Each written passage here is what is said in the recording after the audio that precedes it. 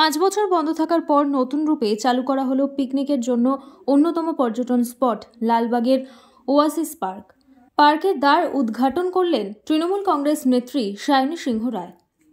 জানেন, শীতের মরশুম মানে এখানে বহু পর্যটক দেশ এবং ভিন দেশ থেকে এখানে আসে।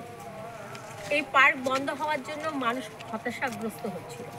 আমি তেঁতুলিয়া সমবায় সমিতিকে অসংখ্য ধন্যবাদ জানাচ্ছি যে এই পার্ককে আবার পুনরায় খোলা হয়েছে এবং তাদেরকে সুসজ্জিত করা হচ্ছে।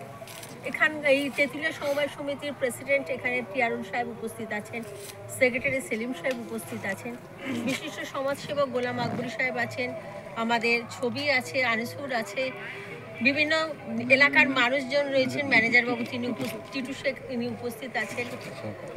আমাদের যারা যারা এখানে উপস্থিত আছেন তাদের সকলকে ধন্যবাদ জানাই এবং পর্যটকদের উদ্দেশ্যে বলবো যে আপনারা আবার আগের মতন ফিরে আসুন এই ওয়েসিস পার্কে।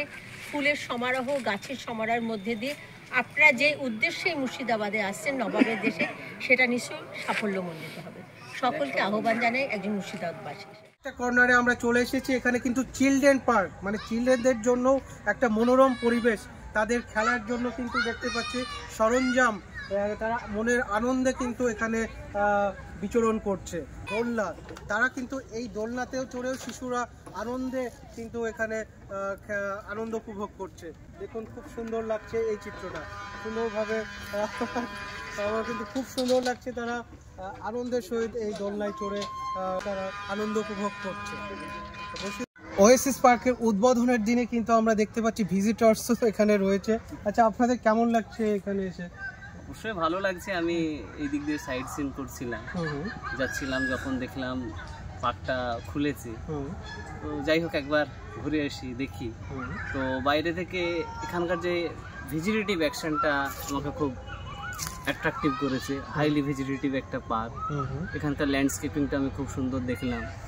অর্নামেন্টাল গার্ডেনের কিছু কনসেপ্ট এখানে দেখলাম।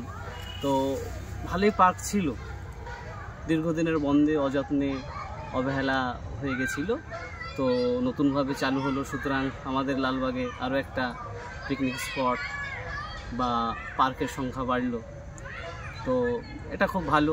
আর একটা ব্যাপার কি, জানুয়ারি বা ডিসেম্বরের দিকে আমরা দেখেছি লালবাগের ক্ষেত্রে পিকনিক স্পটের ব্যাপক ক্রাইসিস দেখা যায়, বিশেষত ডিসেম্বর বা জানুয়ারিতে। অনেক সময় দেখা যায় যারা ভিজিটার আছে আশেপাশে পিকনিক করতে পারে না বা ঘুরে যায়, বা আশেপাশে যে ফুটপাত অঞ্চল আছে বা যেগুলো খোলা বাগান আছে সেগুলোতে পিকনিক করে, একটা নোংরা পরিবেশ তৈরি হয়। সেক্ষেত্রে এটা একটা বাড়তি। আশা করি এখানে অনেকগুলোই পিকনিক স্পট হবে, তো শহরের হাইজিনও ক্ষেত্রেও একটা গুরুত্বপূর্ণ অবদান রাখবে এই পার্ক। সুন্দর দোলনায় কিন্তু তারা আনন্দ উপভোগ করছে ওয়েসিস পার্কে আরও একটা কর্নারে। ভালো লাগছে? কি নাম তোমার? Thank you. আমরা কথা বললাম একটা ছোট ক্ষুদে শিশুর সঙ্গে, তারা কিন্তু আনন্দের সহিত এখানে খেলাধুলা করছে।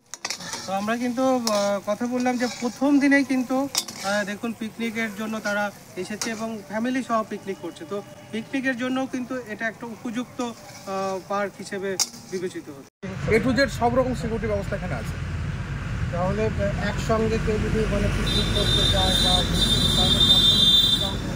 অবশ্যই ডিসকাউন্ট রয়েছে। এটা সকাল 6টা থেকে সন্ধ্যে 5:30 পর্যন্ত। এখন যেহেতু ছোট দিন, শীতের সময় 5:30 পর্যন্ত খোলা থাকবে, প্রতিদিন খোলা থাকবে। পিকনিকের জন্য একটু টাইম বাড়িয়ে দেওয়া যাবে, বাড়ানো হবে।